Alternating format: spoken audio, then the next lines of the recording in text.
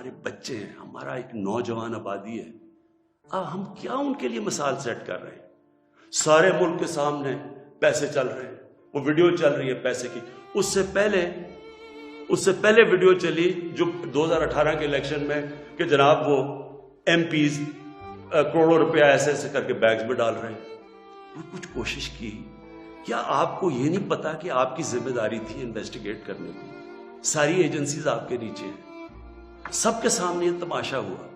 مجھے یہ بتائیں کہ جب ایک ملک کی لیڈرشپ, یہ لیڈرشپ ہے سینٹ کی, جب یہ رشوت دے گی اور رشوت لے گی تو آپ کیا کہیں گے کہ پٹواری اور تھانے دار وہ ٹھیک ہو جائے گا؟ کیا آپ کہیں گے باقی لوگ ٹھیک ہو جائیں لیکن لیڈرشپ چوری رشوت دے؟ ایک چائنیز پروورب ہے کہ fish rots from the top.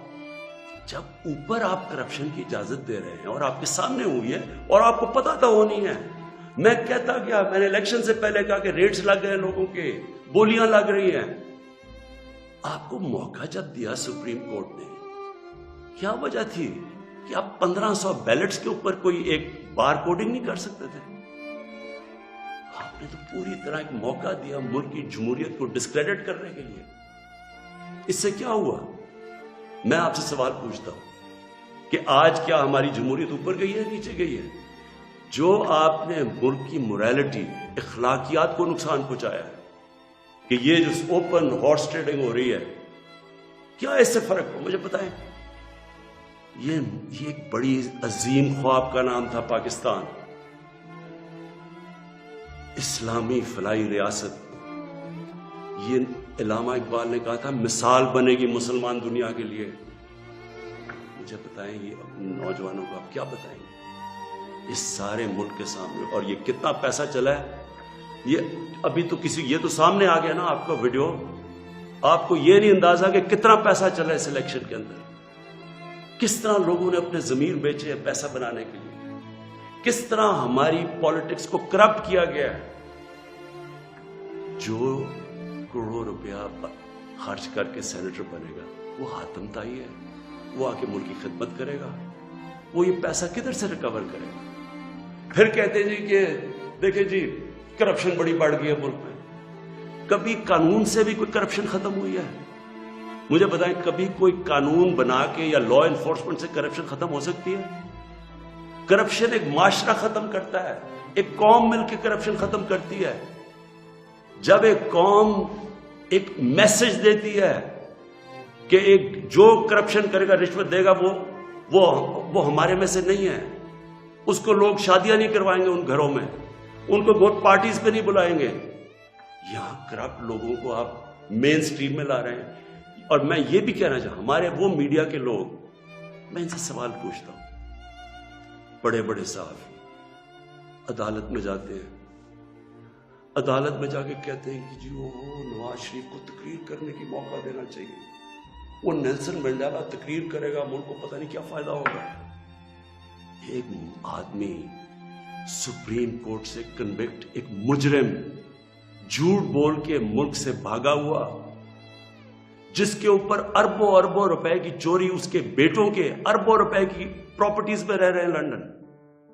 ملک سے کیوں بھاگے ہوئے جی؟ ہم برطانوی سٹیزن ہیں. وہ تو جی بکنگھم پیلس میں پیدا ہوئے تھے نا, کدھر سے پیسہ آیا ان کے پاس؟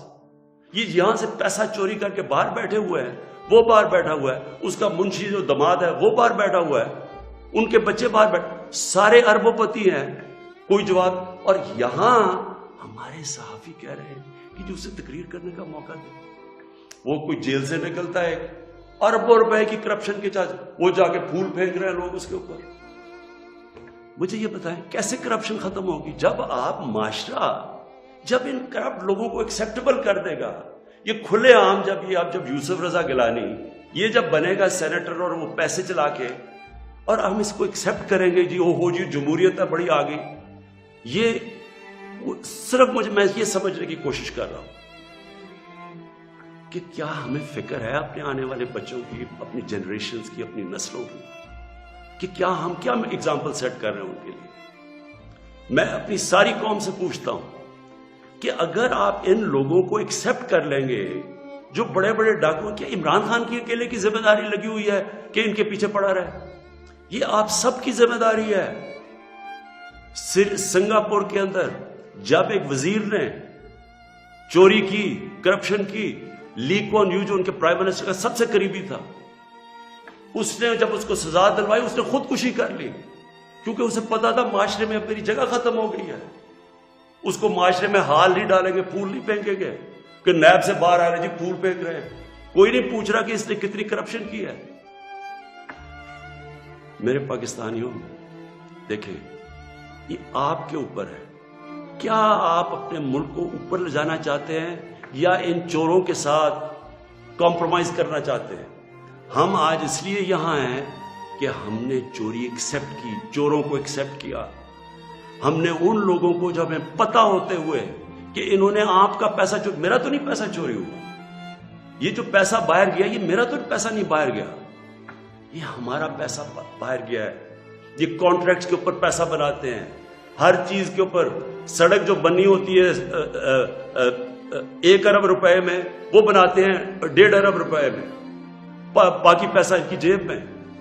اور وہ سارا آپ ساری قوم جو ہمارے اوپر قرضے چڑھے ہوئے ہیں، پیچھے تو جائیں یہ قرضے چڑھے کیسے ہیں؟ کون سی قوم آگے بڑھ سکتی ہے؟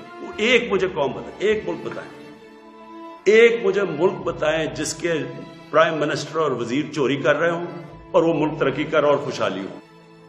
اور جو ملک سزا اور جزا نہیں کرتا، طاقتور کو سزا نہیں دیتا، وہ طاقتور جو مرضی کرے، وہ اچھا وہ بدقسمتی سے ان کو وی آئی پی کی طرح ٹریٹ کیا جاتا ہے. جیلوں میں بھی وہ وی آئی پی ہیں. انہوں نے اربوں کی چوری کیا، وہ بیچارہ غریب آدمی نے کوئی کسی کی بھینس اٹھا لی کچھ، وہ اس کا حال دیکھے اور وی آئی پیز کا حال دیکھے. قوم کرپشن سے لڑتی ہے، قانون اکیلا کرپشن نہیں ختم کر سکتا. یہ جو آپ نے ڈرامہ دیکھا ہے آپ کے سامنے جو ہوا ہے، ساری قوم نے دیکھا ہے کہ پیسے دے کے ایک وزیر جیت گیا اور بڑی تالیاں بجے جی بہت بڑا زبردست کام کیا اس نے. اس کا ماضی اٹھا کے دیکھیں، $60 ملین کا پاکستان کا پیسہ پڑا تھا سوئٹزرلینڈ میں.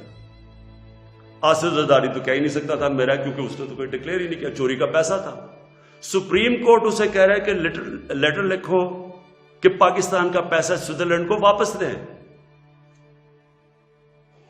لیٹر نہیں لکھا. وفاداری جی، میں جی بڑا وفادار ہوں. کس سے؟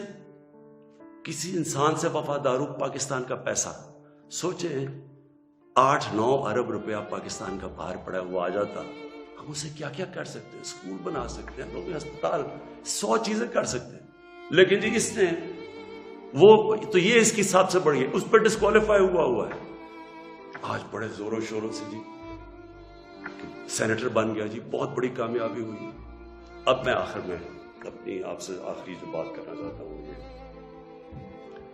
ان کا خیال یہ تھا کہ میرے اوپر یہ نو کانفیڈنس کی تلوار لٹکائیں گے، اور میں کیونکہ مجھے کرسی بڑی عزیز ہے تو میں ان کو کہوں گا کہ جی ہاں جی ٹھیک ہے، میں آپ کو NRO دے دیتا ہوں، یعنی آپ کے جتنے کیسز نے آپ کو ختم کر دیتا ہوں.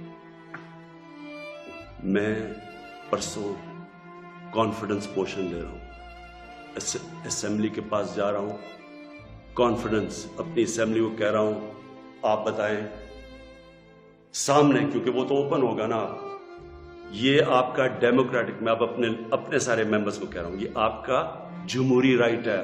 آپ کہہ سکتے ہیں کہ جی ہم عمران خان کے ساتھ نہیں ہیں، میں آپ کی عزت کروں گا، ٹھیک ہے، میں نااہل ہوں، اتنا قابل نہیں ہوں. آرام سے ہاتھ کھڑے کرے کہ نہیں ہے، میں اپوزیشن میں چلا جاؤں گا، اگر آپ جیت جاتے میں اپوزیشن میں بیٹھ جاؤں گا. لیکن خفیہ طور پہ ہاں جی ہم آپ کے لیے ووٹ کریں گے، پیسے لے کے کسی اور کو ووٹ کریں. آپ اپنی آخرت تباہ کرتے ہیں. خوف خدا ہونا چاہیے آپ کو. اوپر والا تو سب کچھ دیکھ رہا ہے، ہمیشہ فکر کیا کرے اپنی آخرت کی.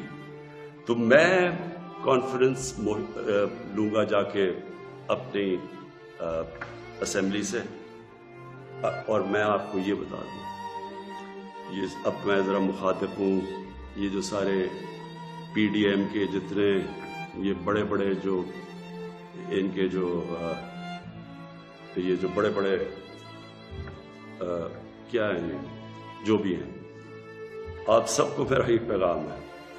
دیکھیں مجھے اگر پاور بری جاتی ہے مجھے کیا فرق پڑتا ہے؟ میں نے کوئی فیکٹریاں بنائی ہیں یہاں کی, میں نے کوئی اپنے رشتہ داروں کو کئی بڑے بڑے عہدے دیے ہیں, میں تو کوئی باہر جا کے یہاں پیسے نکال کے تو بڑے بڑے کوئی مے فیئر میں نے کوئی بڑے بڑے گھر لے لیے. میں تو اپنے گھر میں رہتا ہوں. سوائے حکومت کا میرے اوپر پیسہ ایک ٹریول پہ اور ایک سیکیورٹی پہ, اس کے علاوہ سارے خرچے میں اپنے برداشت کرتا ہوں. سارے میرے ٹریول دیکھے, جب میں باہر گیا ہوں 10 گنا کم پیسہ خرچ کیا میں نے ٹریول میں, کیونکہ مجھے یہ نہیں کہ میں آپ کو کہہ رہا ہوں, مجھے خوف خدا ہے, میرے ملک میں بھوک ہے, مشکل وقت سے ملک گزر رہا ہے, میں اپنے ملک کا پیسہ بچاتا ہوں. میری زندگی میں کوئی فرق نہیں پڑے گا اگر میں اقتدار میں نہ ہوں, کوئی میری زندگی میں نہیں فرق پڑے گا.